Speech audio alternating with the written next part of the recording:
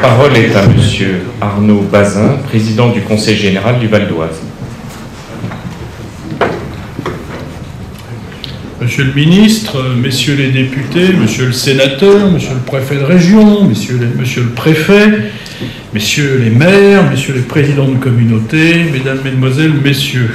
Alors moi, je vais me permettre de revenir un petit peu en arrière, mais ce sera pour mieux revenir dans le présent, rassurez-vous, pour vous rappeler deux dates et surtout deux événements qui vont esquisser les futurs contours et aménagements du projet d'aujourd'hui du Grand Paris. La première, c'est le 16 juin 1964. Je n'hésite pas à aller loin lorsque, par arrêté interministériel, est décidée la création de l'aéroport Paris-Nord, à l'époque, sur les terres du pays de France. Et la seconde est à peine espacée d'un mois, puisque le 10 juillet 1964, une loi crée le département du Val d'Oise et on fixe les frontières, à l'ouest le Vexin, à l'est la plaine de France, sur laquelle on prévoit déjà donc la construction du grand aéroport.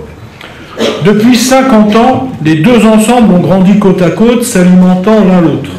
Chaque vague de décentralisation a apporté de nouvelles compétences et de nouvelles responsabilités au département en général et au département du Val d'Oise par voie de conséquence.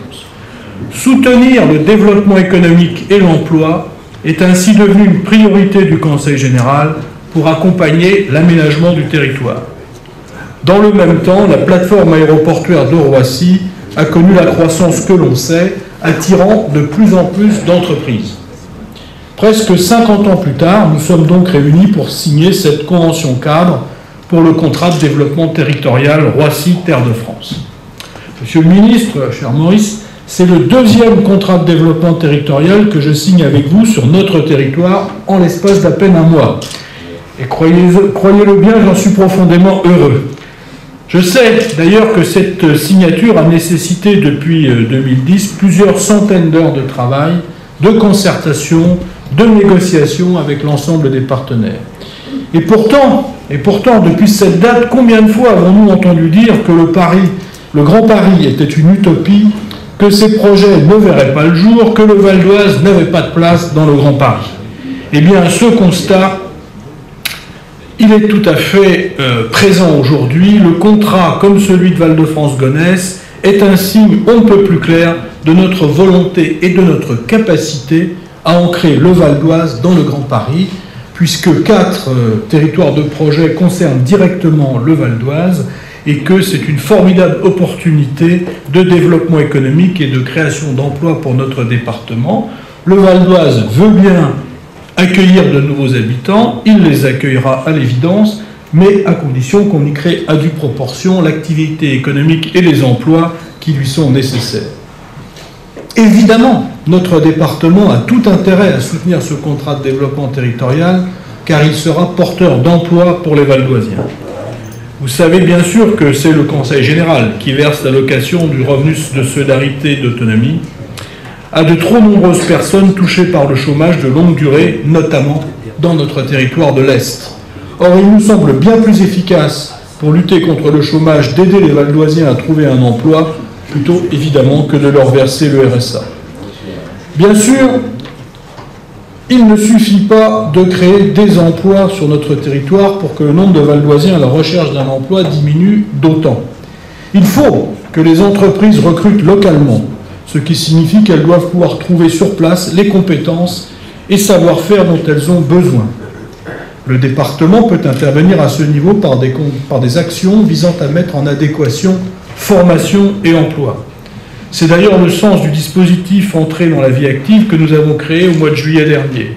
Concrètement, notre assemblée départementale octroie des bourses d'un montant de 1 500 € aux jeunes de 16 à 25 ans qui doivent présenter un projet construit d'insertion professionnelle. Cette aide permet de financer une formation, un permis de conduire, un logement ou une création d'entreprise. Pour le secteur de l'aéroportuaire, je sais que nous avons déjà contribué à financer depuis juillet de nombreuses formations d'agents de sûreté aéroportuaire, d'agents de sécurité incendie, d'agents d'escale, ainsi que plusieurs formations dans le transport. L'intérêt de ce dispositif est que les jeunes qui ont bénéficié de ces formations trouvent très rapidement un emploi, car nous savons qu'il y a une forte demande de la part des entreprises. Mais le contrat de développement territorial de Roissy Terre de France et sa plateforme aéroportuaire n'est qu'un parmi les nombreux projets sur le territoire du Val d'Oise qui s'inscrivent dans le Grand Paris.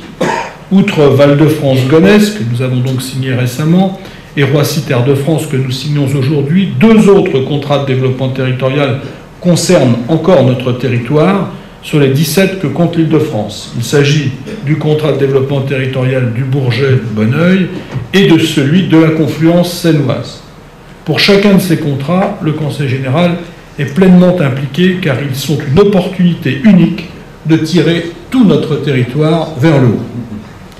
Je n'ai pas abordé les nombreux projets de transport qui visent à rapprocher le Val d'Oise de Paris. Les orateurs précédents y ont largement fait allusion.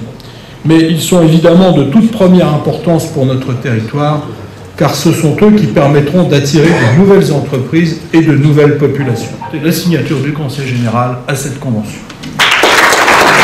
La conclusion revient naturellement à M. Maurice Leroy, ministre de la Ville en charge du Grand Paris. François à Saint-Cy, il a eu raison de parler de l'État à sa place. Je reprends la formule de François, à sa place. Mais quand même l'État, parce que quand même entre nous, hein, voilà, comme ça, dit comme ça très clairement et simplement. S'il n'y avait pas eu la volonté du président de la République de lancer ce projet, d'être tenace pour le faire, d'avoir une loi de la République, qui est la loi maintenant du Grand Paris, etc., voilà, on ne serait pas là aujourd'hui pour signer ce contrat de développement territorial. Donc, avancez ensemble. Moi, je vous fais confiance. Je suis sûr que vous trouverez les voies et moyens pour le faire, mais avançons et ne nous préoccupons pas, surtout pas, du calendrier électoral, parce que ce serait le meilleur moyen de planter ce projet, y compris sur votre territoire. Voilà, je tiens donc à vous féliciter tous, chacune et chacun d'entre vous, élus, acteurs économiques, services de l'État, pour le travail accompli. Grâce à vous tous, Roissy ne sera plus seulement une porte ouverte sur le monde, mais aussi le cœur d'un développement urbain durable. Et je ne doute pas qu'ensemble, vous parveniez à faire battre ce cœur, parce que c'est important aussi, non seulement pour votre territoire, mais pour le reste du pays. Et c'est un élu de province qui vous le dit. C'est pas toujours facile hein, de faire passer dans le reste du pays que les crédits d'État, etc. Et Yannick parlait du débat. J'ai eu la chance de présider les séances à l'Assemblée nationale sans savoir que ce dossier me serait confié. Ça n'intéresse que je n'ai pas besoin d'anti-sèche sur la loi du 3 juin 2010 puisque j'ai présidé tous les débats à l'Assemblée. Mais je me souviens, et Yannick s'en souvient, François aussi, à l'Assemblée, on voyait bien comment ça clivait. Et ça traversait les groupes politiques. Hein, et ça traversait les groupes politiques. On aurait pu avoir comme la fameuse lithographie « Ils ont parlé du Grand Paris ». Et on voyait que ça traversait les différents groupes. Mais n'empêche que c'est vital. 1/3 de la richesse nationale, 1/3 de la richesse nationale, chers amis, est créé ici en Île-de-France. Donc c'est le moteur pour le reste de la France aussi, le Grand Paris. On n'a pas le droit de rater ce projet. Encore une fois, un grand coup de chapeau et bravo à tous les acteurs que vous êtes. Merci.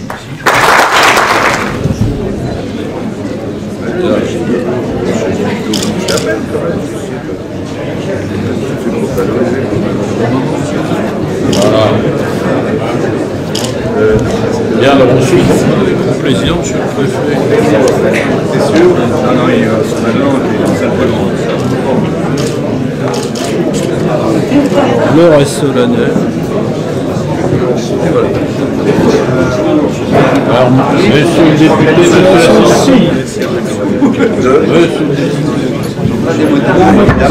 la Saint-Cy. L'arme blanche. L'arme blanche. Ouais, je connais pas ici. Vous avez vos armes. Merci mon ami.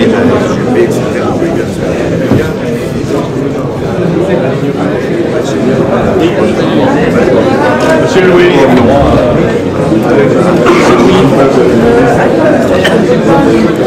Monsieur le maire. Ici. Tout le monde est prêt? Oh là là. Clac. Juste la petite tête derrière. Il y a des grands hommes. C'est sûr.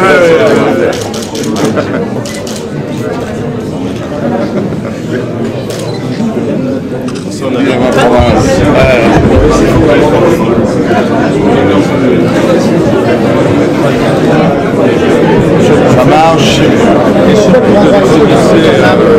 Je suis très heureux qu'avec le préfet Daniel Canepa, le préfet de la région Île-de-France et le préfet du Val d'Oise, nous ayons pu avec l'ensemble des élus signer le contrat de développement territorial du Grand Roissy, qui est majeur, parce que c'est le Grand Roissy qui fait en sorte qu'évidemment le Grand Paris soit une ville-monde. Sans l'aéroport international de Roissy, il n'y a pas de ville-monde pour Paris et pour sa région.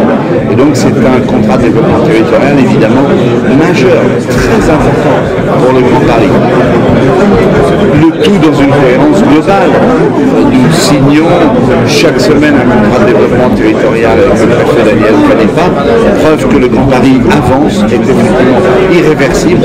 Et ce sont les élus qui l'ont voulu, ensemble, en dépassant les clivages partisans pour l'intérêt général.